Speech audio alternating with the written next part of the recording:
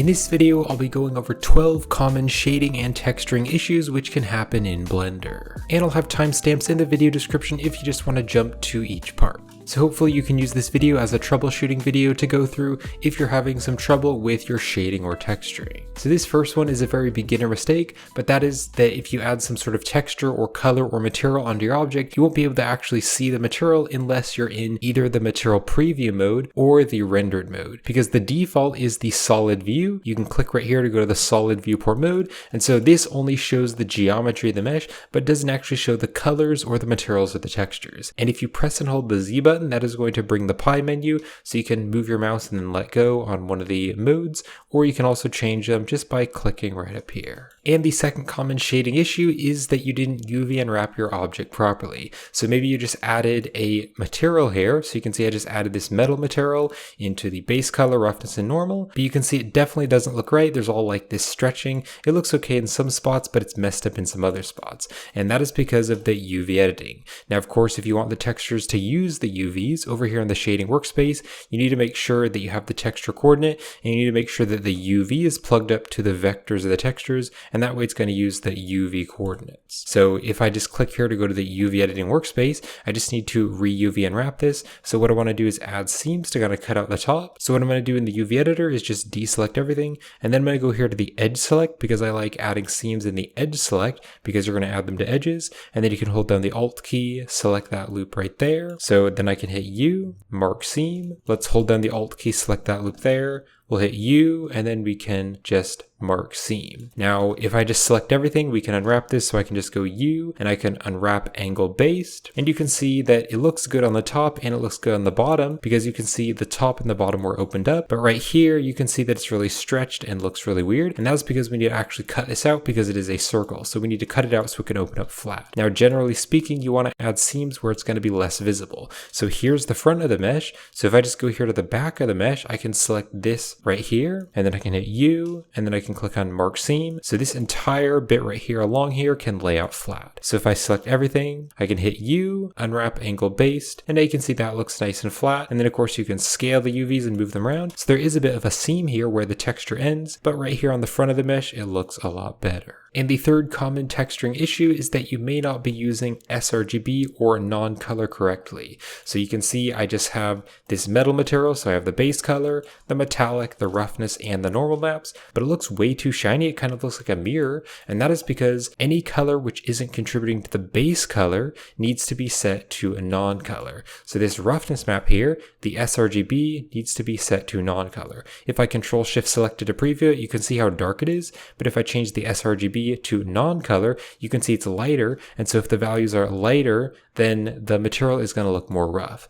So if I preview the principled shader, you can see now it looks a lot more like the correct texture, and it's a more rough metal. So here's sRGB, it's like a mirror, and here is a non-color. And that is true for any of the textures which aren't contributing to the base color. So the metallic here, if this was set to the sRGB, it doesn't actually really affect things too much, but you should set this to non-color. Also right here on the normal, if this is set to sRGB, it's gonna definitely mess things up. That looks really weird. And then also the base color, this needs to be left at sRGB. If this is set to non-color, you can't really notice it much in this example, but it will mess up the colors. So I'm gonna change this back to sRGB. Now you can see that the yellow dot here is the base color, but then the gray dots are the other values, and then the normal data or displacement data is purple.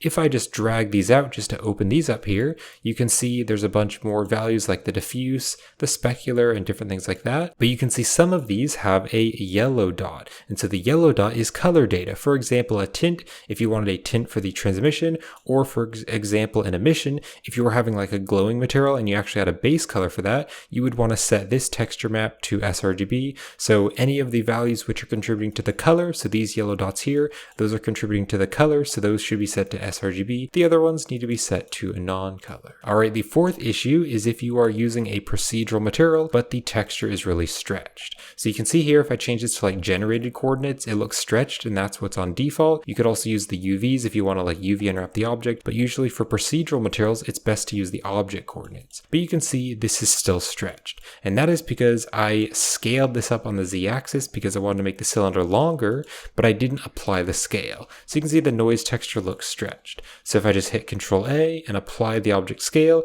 now you can see the noise texture doesn't look stretched on the object. So if there's some weird stretching, it might have to do with the generated coordinates or the UV coordinates or other coordinates. But if you're using the object coordinates and something still just doesn't look right, make sure you apply the object scale. And another great reason why you might want to apply the object scale is if I duplicate the cylinder and then I scale the cylinder way up, you can see this noise texture is really small, but then this noise texture is really big. And you can see this one actually looks a bit less strong because I've changed that distance value. Now, for some cases, you might want to do this. You might want to have the noise texture be smaller, but if you want the texture to look exactly the same, I can hit Control A and apply the scale. And now you can see the actual size of the noise looks the same on both objects because the scale is applied. All right, and the fifth issue is that you may not be using the right texture coordinate.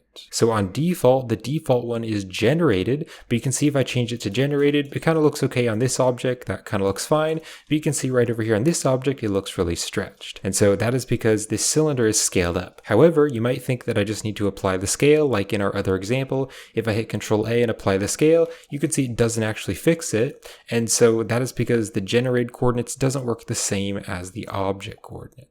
Now the generated coordinates are based on the object's bounding box, which is basically like a box which is covering the entire shape of the object, but because this is really long, we scale it way up, the cube here, the bounding box, which is basically like a box around the object, is really stretched. Whereas this object is very circular, so the box is going to be the correct shape, but if I were to scale this on any axis, it would become stretched. Whereas if I change this to object coordinates, it's going to be even all around the object. And I do need to press Control A now and apply the scale because I scaled up those objects. But you can see in edit mode, even if I make this really long, it's not going to affect the stretching of the object coordinates. And of course, you can also use the UV coordinates if you want to UV unwrap your object. But for procedural materials like this noise texture, I usually always use object coordinates. So UV coordinates is generally best for image textures.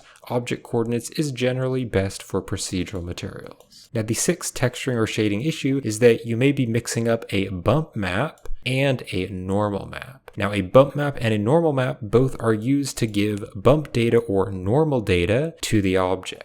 But you can see here is a normal map, so it has kind of the blue and the pink. And then here is a bump map, and a bump map is just white and black. So first let's set up a normal map. So when you add in the normal map, you want to set it to non-color because it's not going to be contributing to the base color. And then what you want to do is search for the normal map, and the color goes into the color. That's going to convert it to normal data, so you can see the difference. And then the normal can go to the normal, the shader. So if I just preview the shader now, you can see it looks like a bumpy rock material. And then I can also change the strength. Now with a bump map is different. So if I just put the color into the color here and set this to non-color, you can see it really doesn't look right. It's just white and black, and that's really weird. So instead, to convert a bump map into normal data, instead of using a normal map, I need to search for the bump node. So drop it here. And so I can take the color and I can put that into the height value, and then the normal can go into the normal. So if I just preview the bump right here, you can see it's just white and black. So if it's more white, that's going to tell it to pop out of the mesh.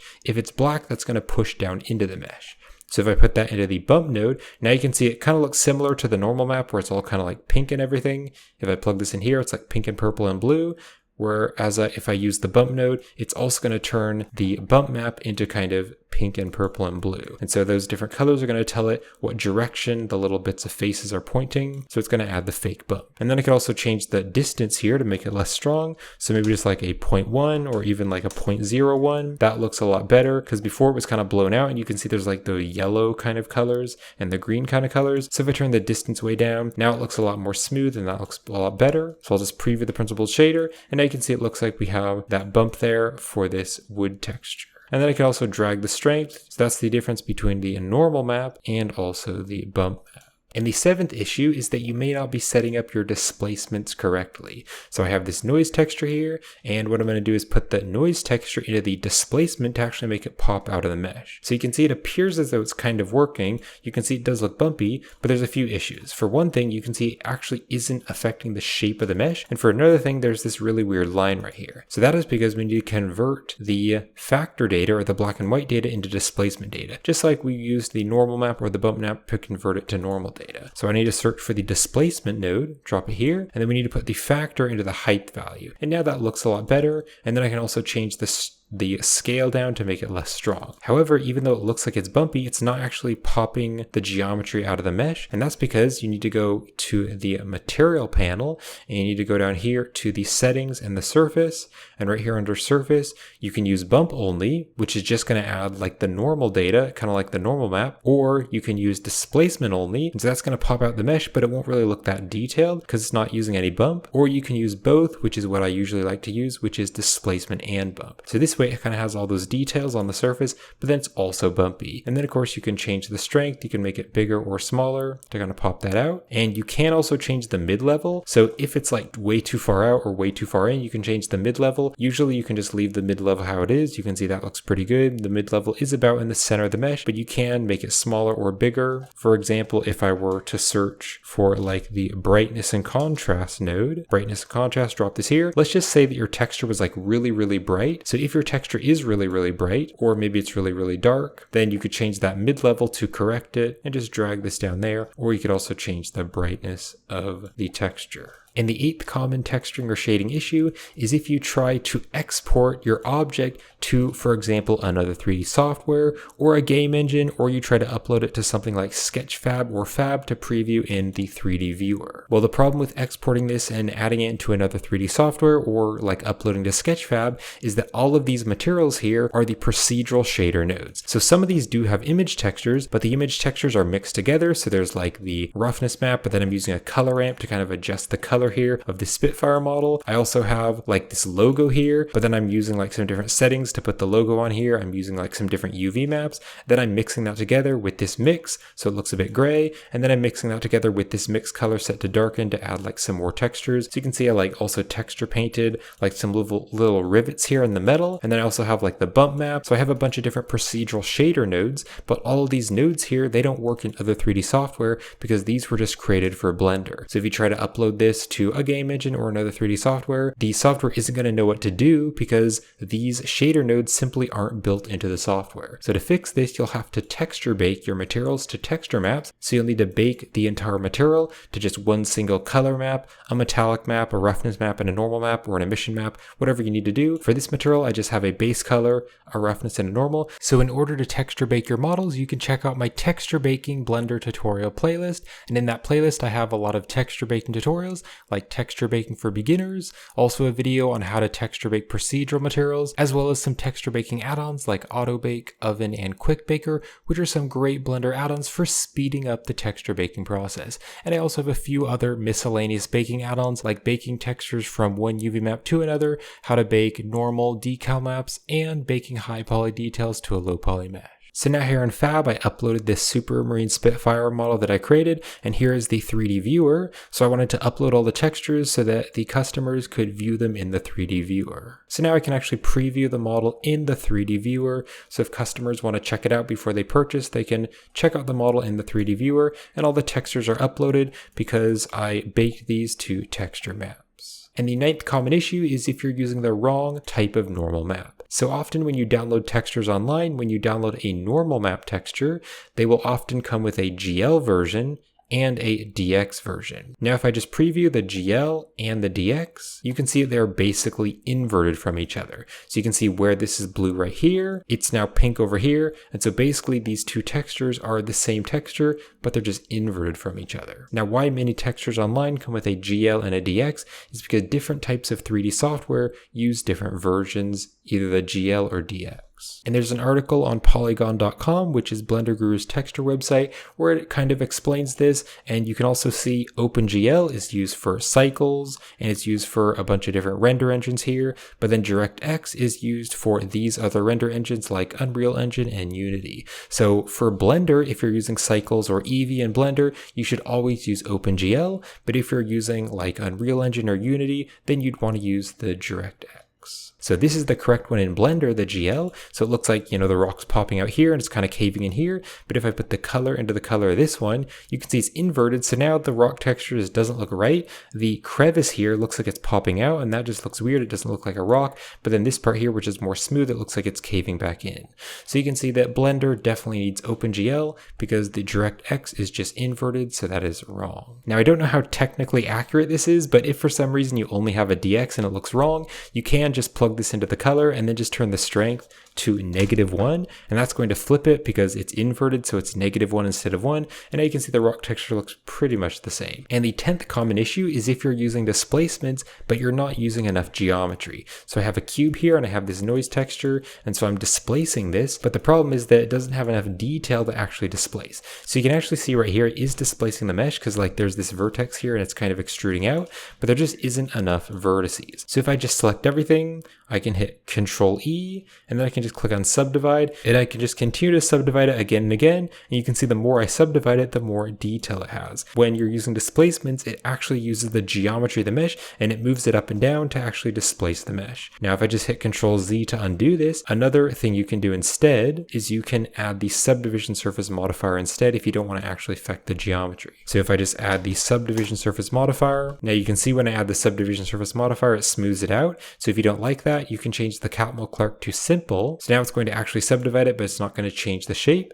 So now I can just turn up the subsurface levels, or maybe I'll turn them all the way up to like a 6. And now you can see it has lots of geometry. So it's actually displacing the mesh with the detail. And the 11th common texturing issue is if you have multiple materials in multiple material slots, but you didn't assign them correctly. So let's say that you have some part of your object and you created a new material, but then you forgot to assign it, or maybe you assigned it to the wrong area, then you might be confused and things might not be working correctly. So this is from my sci-fi combat robot tutorial series. And you can see like right here, if I click on this, I actually have a separate material for the red front plate vent. But then if I like click right up here, you can see this is just the red front plate. But then if I like click over here, this is just the red metal. So why I duplicated these materials is so that I could add the different image textures. Like if I click right here, you can see this one says red front plate. And so I added a different material for adding like that decal, and another material for adding this decal, but then I just have a red color. So if you have a lot of materials and you're really confused with which material is on which part of the object, you can deselect everything. And then what you can do is just select one part. So let's just select the gray metal in the material slot, and then you can click on the select button. And you can see it's going to show you or select everything which has that material. And let's say that I wanted to make this a different material. So I could, for example, click on the red metal, and we have all those parts selected, and then I can just click on the assign button. So now it's going to assign that material to that part of the object. I'll just hit Control Z to undo that. Now, if you want to select a certain piece of an object which is within the same object, then you can deselect everything and you can hit the L key with your mouse hovered over that piece. And you can see it's going to select that entire piece. So let's say that I want all this to just be the red metal, but I don't really want any of the decals. So I can click on the red metal and click on the assign button. Now let's say I wanted to deselect everything except just the red here. So if I just select everything, I can click on the red metal and then I can click on deselect. And you can see it's just going to deselect those red metal pieces. You can see there is another red piece, but that is this one here. So the red front plate vent. So I can deselect that as well. I can also click on the red front plate and deselect that as well. And now it looks like all the red bits are deselected. So if you're in edit mode, the assign button, the select button, and the deselect button are very useful for just managing all the different materials in that object. And then also, if you've added like a lot of extra materials, like let me just click on the plus here, and I'm just going to add like some other materials. Let's add this one here. I'll click on the plus here to add a new material, and let's add like a few other ones. So now I have a few different materials that I'm not actually using. So if you have a lot of materials, maybe you're working on a really big project, you might get confused with all the different materials. And of course, renaming the materials can really help, but you might actually have some materials which are unassigned to a face on the mesh. So to fix this, you can click on the drop down and you can click on remove unused slots. And that's going to remove any of those extra materials that you had. So it's only going to keep the materials that the mesh is actually using. So that can be really useful as well for managing your materials. And the 12th common texturing or shading issue is that you might be confused with the different UV maps that you're using. So on this sci-fi combat robot, I have a few different textures. I have like this decal here, and then I also have like this electrical icon here. So you can see here's the electrical icon. There it is on the material if I preview it. But then also right down here, I have this bevel decal. Now what I wanted to do is I wanted to add multiple UV maps so that I could add a UV map for this one and move it to a different location, and that wouldn't affect the other texture. So to do this, you can go to the add menu and search for the UV map node, and you can select a UV map within the object, and you can plug the UV up to whatever image texture that you're using. So you can do that for both of these textures, so the decal here, and then also the normal map decal. And then to create multiple UV maps, you can click right down here on the object data properties, and you can click on the plus here to create multiple UV maps. Now, what might be very confusing is that there is this little camera icon, and if I click on the camera icon, that's going to use a different UV map. So if, for example, I delete this UV map node and delete this one here, you can see it looks disappeared now, and that's actually because the decal is right over here.